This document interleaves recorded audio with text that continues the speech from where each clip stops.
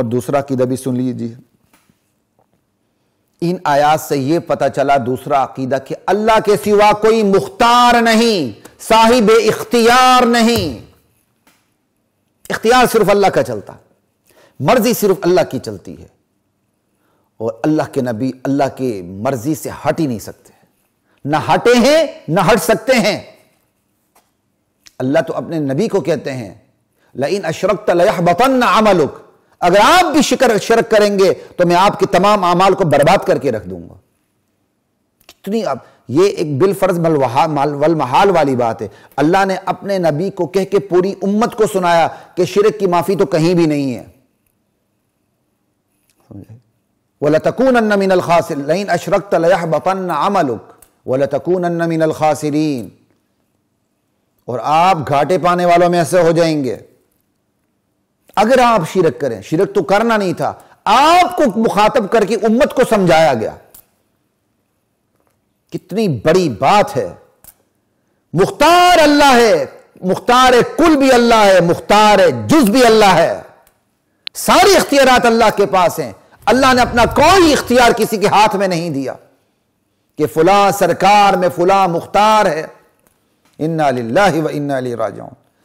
گزشتہ دنوں کی بات ہے، میں نے جمعے میں بھی یہ بات ذکر کی تھی، میں اپنے ہائی کورٹ میں بیٹھا ہوا تھا، ایک جج صاحب کے سیکٹری ہیں ماشاءاللہ بڑے اچھے، تو وہاں ایک ریٹائرڈ پرسن آگے، وہ ریٹائر ہوتے ہوئے انہیں اپگریڈیشن ہونی تھی، انہیں 17 ملنا تھا، تو اس سیکٹری صاحب کی محنتوں کاوشوں سے ان کو ان کا حق مل گیا، اور وہ بڑے جو ساتھی تھے بیچارے اللہ معاف فرمایا مشرکانہ ذہن کے تھے، یعنی وہ جو جن کی اپگریڈیشن ہونی تھی، انہوں نے صرف مجھے سنانے کے لیے کہ اس بندے کا عقیدہ کیا ہے تاکہ مولانا کچھ اس پہ محنت کر لیں، تو انہوں نے اس سے تھوڑی سی چھیڑ چھاڑ کی، ہاں جی یہ آپ کو اپگریڈیشن مل گئی، دیکھو نا آپ کے بزرگوں کا کرم ہو گیا، ان کی وجہ سے مل گیا، یہی کہنا تھا، کوئی ایسی بات تھی، مضمون آپ کے سامنے رکھ رہا ہوں۔ وہ بندہ سٹارٹ ہو گیا، اس بندے نے یہاں تک کہہ دیا جی میرے پیر جی نے، میں نے اس کی قبر پہ جا کے ایسے کر کے کہا کہ سرکار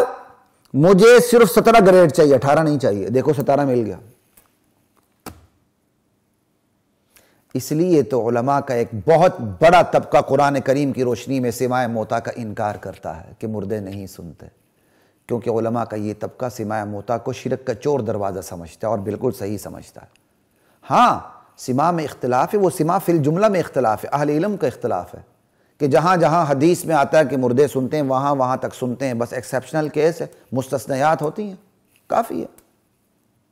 اور دارالعلوم دیوبند فتاوی دارالعلوم دیوبند میں بھی یہی مسلک لکھا ہوا ہے کہ علماء دیوبند کا بھی یہی نظریہ ہے اور یہی عقیدہ ہے کہ مردے نہیں سنتے، لیکن ہم ان چیزوں کو مسئلہ بنا کے نہیں چلتے، عقیدے کی حد تک بات کرتے ہیں، یہاں تک کہ مولانا اشرف علی تھانوی رحمۃ اللہ علیہ نے بھی لکھا ہے جو سماع موتیٰ کے قائلین میں سے ہیں، اور یہ بھی یاد رکھے جو سماع موتیٰ کے قائلین ہیں وہ اس طرح کے قائل نہیں کہ ہر مردہ ہر وقت سنتا ہے، وہ کہتے ہیں کہ جب اللہ چاہے کسی مردے کو سنا دیتا ہے، جیسے حدیث میں آتا ہے کہ قبروں کی جو قبر سے گزرنے تدفین کے بعد جب قبر سے واپس ہوتے ہیں تو جوتوں کی آہٹ مردہ سن لیتا ہے، اللہ سنا دیتے ہیں۔ اور اسی طرح قلیب بدر میں کیا کہتے ہیں جو مشرکین مکہ تھے، جب انہیں وہاں دفن کیا گیا تو اللہ کے نبی نے اس گڑھے پہ کھڑے ہو کے ان سے خطاب کیا تھا، تو اللہ کے نبی کا معجزہ تھا، انہوں نے سن لیا تھا۔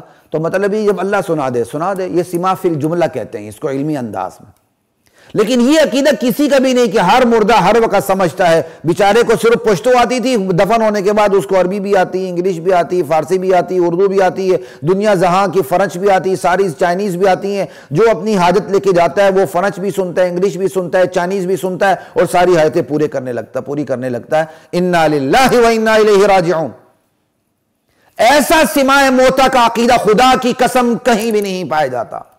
جو سماع موتیٰ کا عقیدہ اختلافی ہے ہم بسط احترام اسے مانتے ہیں، لیکن ترجیح اسی کو ہے کہ مردے نہیں سنتے، کیونکہ جب مردے سننے کا عقیدہ آیا تو شرک کے لیے راستے کھل جاتے ہیں۔ اب میں اسی بندے کی بات کر رہا ہوں جس کی اپگریڈیشن ہوئی، وہ کہتا ہے کہ مجھے 17واں گریڈ اس لیے ملا کہ میں اپنے بابا جی کی قبر پہ جا کے، باقاعدہ اس نے ہاتھ ایسا کیا کہ میں نے قبر پہ جا کے اس طرح کہا کہ سرکار مجھے 17 چاہیے، 17 چاہیے، مجھے 18 نہیں چاہیے۔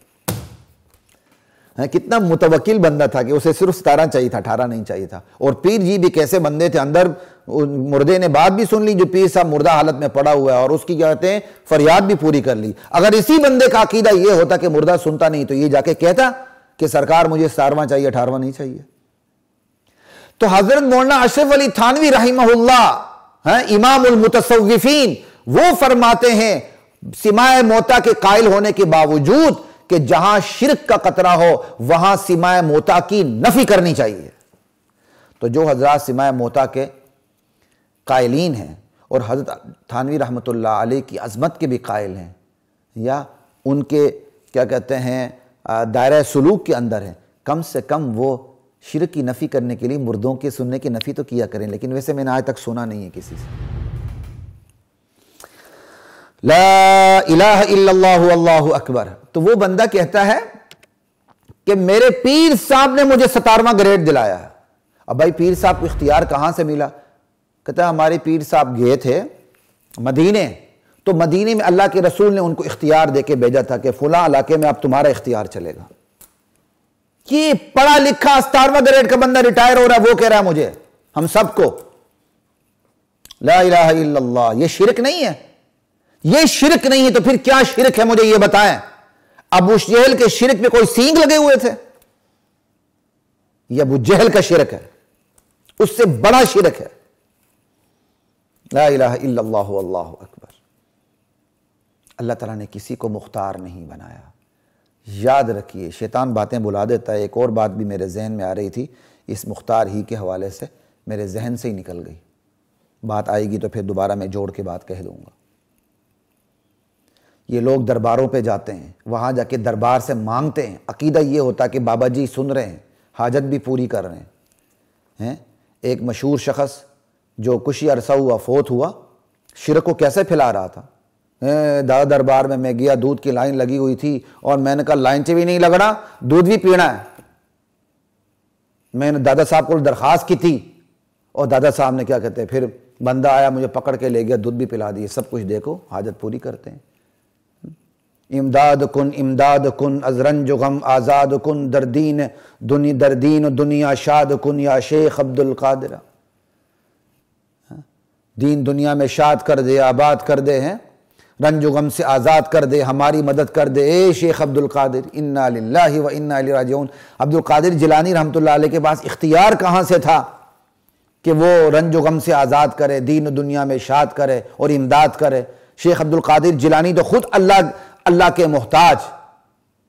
آپ کہیں کام سے جائیں اور وہاں لائن لگی ہوئی ہو کسی افسر کے دفتر کے سامنے، تو آپ افسر سے درخواست کریں گے کہ یہ لائن میں لگے وہ بندے سے جا کر کہیں گے یار میری بھی سرکار میری بھی مراد پوری کر دو.